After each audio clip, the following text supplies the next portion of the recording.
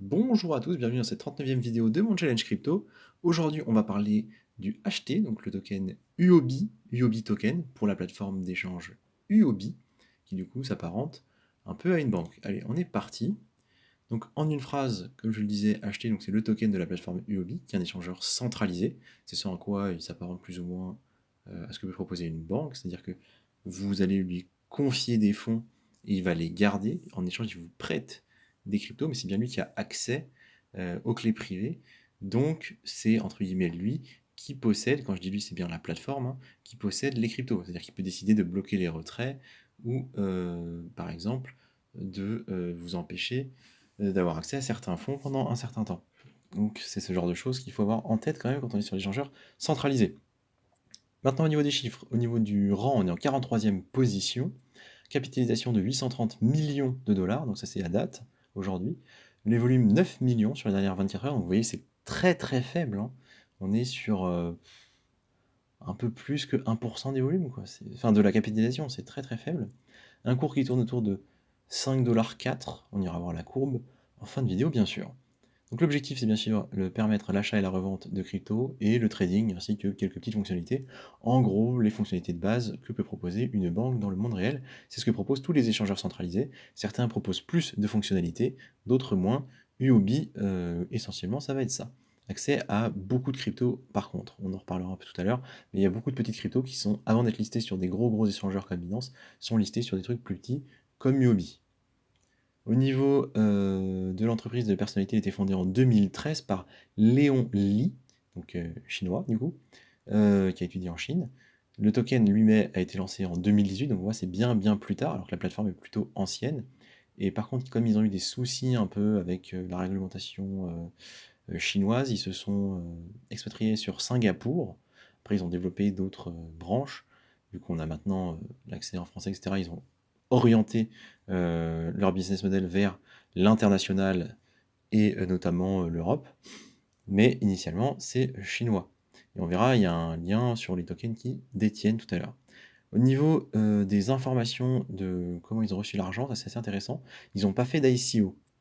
En fait, ils ont donné des tokens par airdrop, et on verra, c'est une grosse partie des tokens, aux personnes qui avaient, entre guillemets, investi dans la plateforme, c'est-à-dire qui avaient déjà en fait acheté des choses sur la plateforme, payé, qui détenaient des éléments payants, des fonctionnalités payantes sur la plateforme Huobi. Donc une façon intéressante de relayer ces tokens. Au niveau de la technologie, donc on est basé sur Ethereum, hein, c'est une fonctionnalité enfin c'est une fonctionnalité, c'est un projet qui est basé sur Ethereum, donc évidemment ERC20 compatible, ils n'ont pas leur propre blockchain. Donc comme je le disais, au niveau de la fonctionnalité, je reviens pas dessus, c'est un fournisseur de liquidités, hein, donc pour simplifier, on pourrait quasiment appeler ça une banque, hein, une banque crypto. Donc c'est bien évidemment eux qui ont les clés privées, hein. Quand vous achetez des choses sur UOB Token, tant que vous n'avez pas récupéré ces tokens, c'est-à-dire que vous ne les avez pas envoyés sur un cold wallet, que ce soit par exemple un MetaMask, un Trust Wallet ou une clé Ledger, ou équivalent, hein, eh bien c'est eux, donc eux j'entends la plateforme UOB, qui détiennent vos tokens, et donc ils sont libres d'empêcher les retraits, de faire ce genre de choses qui peuvent être désagréables. Il faut le savoir. En échange, l'idée c'est qu'ils sont supposés être un tiers de confiance et apporter les garanties. Sauf que dans le monde de la crypto, les garanties sont plus ou moins incertaines. D'autant qu'on verra que UOB n'a pas certaines agrémentations qui pourraient apporter un peu plus de confiance. Un point intéressant, il est mentionné sur CoinMarketCap que les liquidités que l'on, que l'on donne, hein, ce dont je viens de parler, à UOB en échange des tokens, que l'on veut trade, sont stockés sur des cold wallets à validation multiple. La partie validation multiple ne nous intéresse pas, c'est juste une question de sécurité. En gros, c'est pas juste une personne qui peut avoir accès au wallet, c'est plusieurs personnes. Bon, très bien. En fait, mon avis, c'est plus, est-ce que réellement ils font ça en fait? Est-ce que vraiment ils mettent de la liquidité sur toutes les liquidités sur les cold wallets? Moi, j'en ai pas la certitude. Et à vrai dire, je comprendrais pas pourquoi ils le feraient. Parce que, on le sait, l'ensemble des banques, l'ensemble des échangeurs de genre-là, font, entre guillemets, travailler l'argent qu'ils collectent des utilisateurs, même à des placements pas forcément risqués, mais juste pour avoir des rendements en fait. Parce que quand vous avez, là, par exemple, le Bitoken, ça gère 3 milliards de réserves, donc pourquoi ne pas en profiter? Donc sur le papier, on préférerait et on aimerait croire que c'est vrai, et honnêtement, j'espère que c'est vrai, mais j'en doute un petit peu dans le sens où c'est tellement lucratif en fait d'utiliser ces liquidités-là pour faire tourner des intérêts et avoir une rémunération. En tout cas, c'est ce que font toutes les entreprises bancaires du monde classique, hein. Les preuves de réserve, elles sont obligatoires qu'à hauteur de 10, 15, 20% max. Donc dans le monde crypto, on voit que c'est plus, on voit que Binance c'est plus que ça, nettement plus. Mais on ne sait pas vraiment ce qu'ils font avec. Voilà. C'était mon point d'interrogation sur ce côté-là. Au niveau de la tokenomique, du coup, on a une supply totale de 500 millions pardon, de tokens. Et là, c'est là que le bas blesse, hein, c'est qu'on a mis que 31%. Pourtant, on est sorti depuis 2018, donc ça fait 4 ans. 31%, c'est faible. 31%, ça veut dire qu'il y a 70% des coins à émettre. C'est pas quelque chose qu'on apprécie. Il semblerait qu'il y a un burn, mais j'ai pas trouvé de documentation très très officielle là-dessus. Juste en tapant UOB burn, on voit que de temps en temps, il y a des rapports où ils ont burn quelques tokens. Donc potentiellement, très très très long terme, un token plutôt déflationniste. Ce qui aurait du sens, hein, c'est ce que font la plupart des plateformes pour justement améliorer la valorisation de leurs tokens. Ce qu'ils font en revanche, c'est qu'ils rachètent leurs tokens. C'est-à-dire que quand ils font des profits, ils rachètent du token. Apparemment, 20% de leur profit sert à ça. Alors, dans le monde classique, dans la finance classique, beaucoup d'entreprises le font pour revaloriser leur action. C'est-à-dire que ils raréfient, ils rachètent les tokens, ils rachètent leurs actions, les entreprises, et ça permet du coup d'augmenter la valeur de toutes celles qui sont sur le marché, parce que du coup, le prix augmente du fait de la rareté. Donc je pense que là, l'idée est un peu la même, sauf que les tokens en question ne sont pas burn à ma connaissance. En tout cas, j'ai pas trouvé d'information qui disait que les 20% de tokens là étaient burn, ce qui du coup laisse penser qu'ils vont en plus accumuler du token. Donc ça centralise un petit peu tout l'aspect gouvernance, stacking, etc., etc. Donc bon, stacking, peu importe, vu qu'ils n'ont pas une blockchain en proof of stake, on s'en fiche un peu. Mais quand même, ça donne une idée de où sont les tokens, donc plutôt chez eux, et de qui les gère. Donc encore une fois, eux. C'est quelque chose qui est pas forcément très favorable du coup aux investisseurs. Mais bon, à réfléchir. Donc on voit quand même que la répartition initiale, comme je le disais, ils ont fait en airdrop hein, l'ICO, donc c'est-à-dire que c'est des gens qui avaient déjà acheté sur la plateforme qui recevaient des tokens. Donc c'est pour ça que 60% sont récompensés en airdrop, et on voit que de base la fondation garde 40%. Enfin la fondation, le projet garde 40%, les fondateurs gardent 40%, et en plus ils rachètent des jetons. Donc j'ai l'impression qu'on va quand même sur un truc assez centralisé en termes de qui a les jetons. Point intéressant également, c'est qu'ils ont 3 milliards et quelques de réserves, 3 milliards 2, et qu'ils en ont l'essentiel, plus de la moitié, 2 milliards en Ethereum, selon le défi là-bas. C'est énorme, ils parient vraiment beaucoup sur Ethereum, qui pourtant a bien chuté aussi hein, cette dernière année. Donc ils parient beaucoup sur du coup, le renouveau d'Ethereum. Bon, c'est aussi parce qu'ils sont sur Ethereum, mais là, mais à mon sens, ça justifie pas d'en avoir en fait, les 2 tiers de ces réserves dans cette monnaie-là. BTC, du coup, c'est 650 millions, pardon. C'est une erreur, c'est pas une idée, c'est millions. Et Tron, c'est ça que je voulais dire en parlant de monnaie chinoise. Tron, du coup, la blockchain, hein, blockchain vraiment de Justin Sun, chinoise, 500 millions, donc presque autant on parle en dollars, hein, 500 millions de Tron.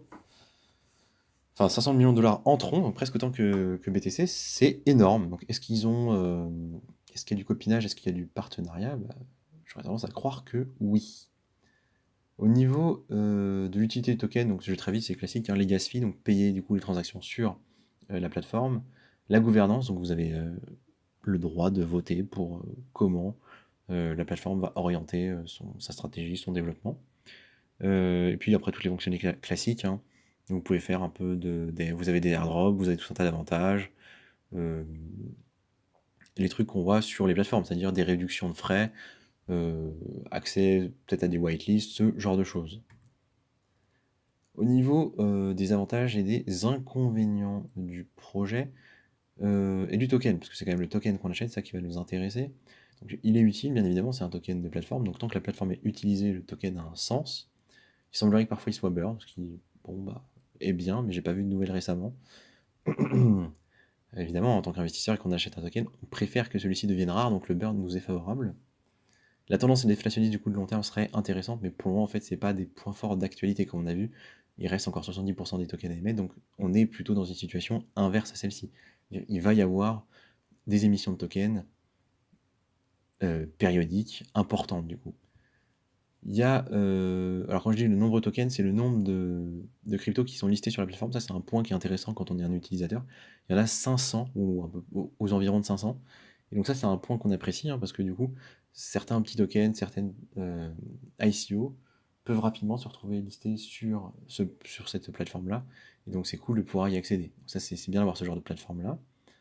Ils ont fait un partenariat récemment avec Poloniex, donc pour grossir, le but c'est de racheter des concurrents en période de bear market quand ils sont en galère, ou pas forcément trop en galère, mais qu'on peut se permettre de les racheter pour grossir, ça c'est une stratégie de base, et donc c'est une bonne nouvelle que des plateformes comme Yobi le fassent, donc ça veut dire qu'elles sont quand même suffisamment, entre guillemets, saines pour le faire, même si c'est pas forcément un gage de santé, parce qu'on a vu que FTX elle avait fait avant de complètement se cracher, mais dans l'idée c'est censé être positif. Et bah, le dernier point qu'on apprécie, c'est que ça existe depuis 2013 et que c'est toujours en activité. Et bah, l'air de rien, c'est quand même pas mal, hein. C'est un beau petit exploit, il n'y en a pas tant que ça, hein. Des cryptos qui existent depuis 2013 et qui sont toujours là, des plateformes qui existent depuis 2013 et qui sont toujours là, il n'y en a pas tant que ça, donc ça c'est plutôt une bonne nouvelle. Au niveau des points qu'on apprécie moins, donc il y a évidemment la centralisation, on en a parlé, je reviens pas dessus, mais c'est un point important, en plus par le fait du rachat de tokens. Il faudrait un peu de transparence sur ce qu'ils font avec, avant que ce soit moi qui n'ai pas trouvé l'info. Globalement, le public craint les échangeurs centralisés depuis FTX, ça c'est complètement normal, hein. On va avoir plus tendance à retirer nos liquidités qu'à en ajouter. Donc évidemment, le token et la plateforme subissent cette réalité-là. Ils ont montré leurs réserves, c'est bien, 3 milliards d'euros, on est content. On n'a pas l'autre côté, que sont les dettes, donc ça c'est vrai pour toutes les plateformes. On voudrait un bilan complet pour comprendre en fait quel est l'état financier réel de l'entreprise. Le point qui est important sur la réglementation, c'est qu'ils ne sont pas PSAN, donc ils n'ont pas été reconnus par l'AMF, l'autorité des marchés financiers, donc ce qui régule les marchés financiers en Europe. Ils n'ont pas reconnu du coup le côté prestataire de services d'actifs numériques, d'accord. Donc ça c'est un point négatif, je veux dire, c'est moins bien. On préfère quelqu'un qui l'a eu. Ça donne pas une légitimité incroyable, c'est pas une garantie à toute épreuve, mais le fait de pas l'avoir, c'est pire. Vous voyez, on préfère aller vers des plateformes qui sont le plus safe possible pour le moment. Donc les gens vont avoir tendance à choisir des plateformes PSAN. Donc c'est dommage qu'ils ne l'aient pas. Globalement, ils ont moins de fonctionnalités que certains concurrents. Moi, à titre personnel, c'est pas des fonctionnalités qui m'intéressent, mais si vous voulez une carte crypto, si vous voulez certaines petites fonctionnalités supplémentaires, on a parlé d'autres plateformes qui proposent plus de choses. Là, on est sur quelque chose de plus basique. Et globalement, il manque le pourcentage, mais les 70% de tokens à émettre qui ne nous plaisent pas du tout. Voilà ce que je voulais dire sur le fondamental. On va aller voir graphiquement à quoi ça ressemble pour conclure la vidéo. Donc là, on voit qu'on est en weekly, bien évidemment, on analyse ça sur des périodes assez longues, donc on prend du weekly. Globalement, ce qu'on peut dire, c'est deux mots sur le bull market de 2021. Et on voit que du coup, nous, ça a bien pump en février, ça a bien pump encore plus en mai, et depuis mai, ça dégringole. C'est-à-dire que toute la partie automne de 2021, il n'a pas profité spécialement UOB Token. C'est-à-dire qu'il est remonté en septembre, il a fait une grosse glissade, presque jusqu'au valeur qu'on a actuellement, 7, et on est remonté à 10, on a stagné, elle est faite autour de 10 jusqu'en mai, donc jusqu'à l'effondrement de Luna. Et là, depuis, ça a dégringolé, ça a stagné autour de 3, 4, 5. On est remonté cet été à 8, et on est redescendu. Et vous voyez que là, on est dans cette zone-là, en fait. Donc graphiquement, il n'y a pas tant de choses à dire, à mon sens. Ça a l'air d'être un token qui, par période, est plutôt stable. Vous voyez, pendant presque 6 mois, la valeur a quasi pas bougé. Là, de juin à octobre, donc pendant 4 mois, ça a quasi pas bougé. Là, on a eu des gros mouvements et je pense que ça va pas trop bouger dans cette période-là. Ça devrait rester autour de 5, peut-être entre 4 et 6, selon ce qui se passe. À titre personnel, j'investirais pas dessus, hein. Le simple fait qu'ils aient mis que 30%, c'est non. C'est pas ce que je cherche en ce moment, c'est pas le genre de token que je cherche. Donc j'irai pas beaucoup plus loin dans l'analyse à titre personnel. Je vous ai mis des résistances sur là où on peut aller, les plus bas. Donc les plus bas sont vraiment beaucoup plus bas, on peut aller beaucoup plus bas. Et je pense que ça va rester dans ce range entre le vert et le bleu pendant un bon moment. Au niveau du RSI, un petit mot, on l'a touché en juin, et depuis, on est plutôt en hausse, hein, même s'il y a eu un gros pic, on est redescendu. Vous voyez qu'on est toujours autour des 50, donc pas de signal d'achat particulier. Au niveau des volumes en weekly, on voit qu'on est, on est mou, hein, on l'a vu, on était à 9, donc c'est très très bas à 9. Sur la fin d'année, ça risque de continuer comme ça, hein. Là, on est sur la dernière vraie semaine de l'année, on est vendredi. On verra ce qui se passera en janvier, hein.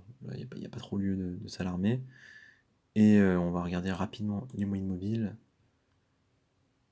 en daily. Effectivement, il faut les regarder en daily. On va changer ça tout de suite.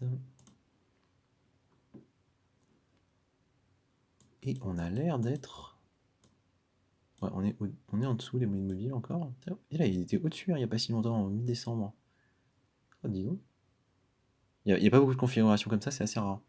Eh bien, les moyennes mobiles, on n'est pas très loin. Ça pourrait être la seule chose qu'on pourrait dire, c'est que c'est un token qui tend à converger. C'est assez rare ça comme configuration sur les graphiques que j'ai eu récemment. Et en fait, ouais, il est tout le temps en convergence ce truc. Donc ça n'a pas l'air d'être un signal particulier que c'est bullish en fait, non. Mais en général, c'en est un. Et là, il s'avère que non. Donc bon, bah, à titre personnel, comme je vous l'ai dit, je ne souhaite pas acheter de ce token pour le moment. Donc, j'irai pas plus loin. Merci de m'avoir écouté. Et je vous dis à la prochaine.